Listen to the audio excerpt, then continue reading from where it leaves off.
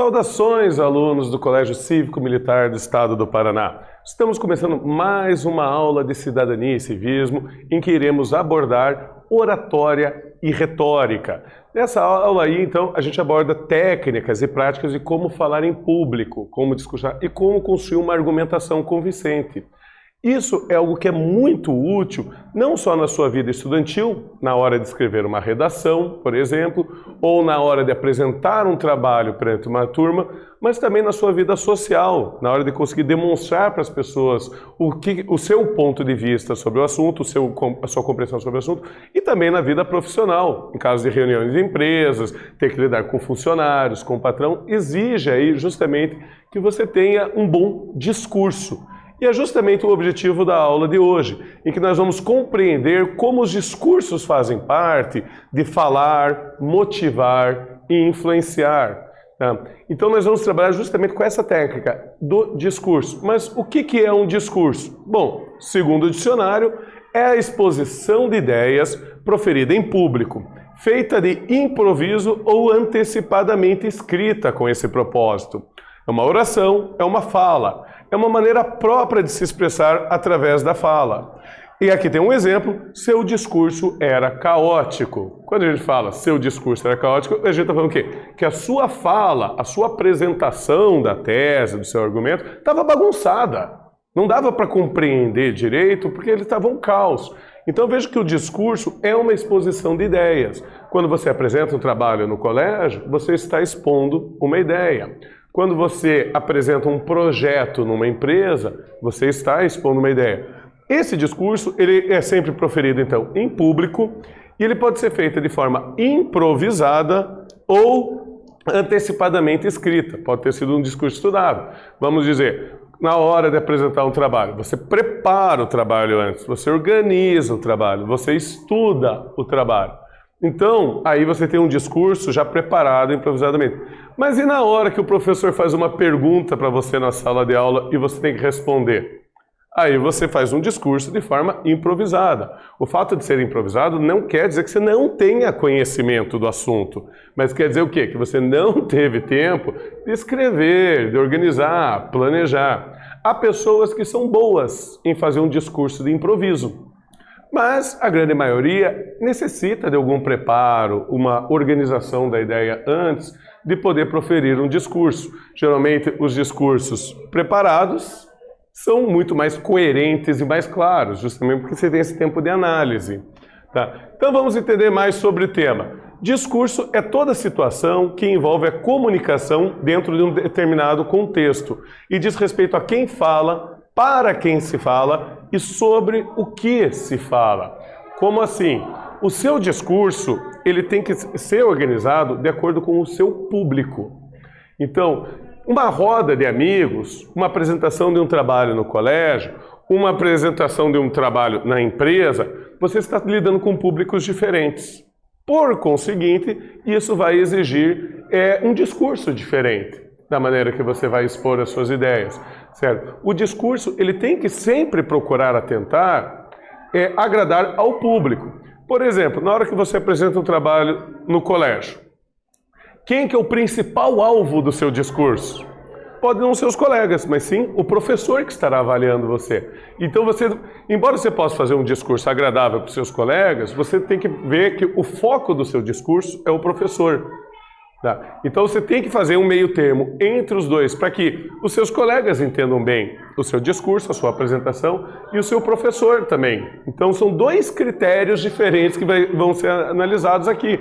Tem o critério do professor e o critério do aluno. Agora se você vai fazer um discurso no recreio, no colégio, perante seus amigos, aí você já pode se usar de uma outra modalidade de discurso, uma outra fala diferenciada. Mas vamos lá aqui aos tipos de discurso. Segundo a língua portuguesa, nós temos 3 tipos de discursos principais. O primeiro é o discurso direto. O discurso direto é o registro das palavras proferidas por uma personagem. O narrador deve expor a fala da personagem através de um recurso gráfico, travessão ou aspas.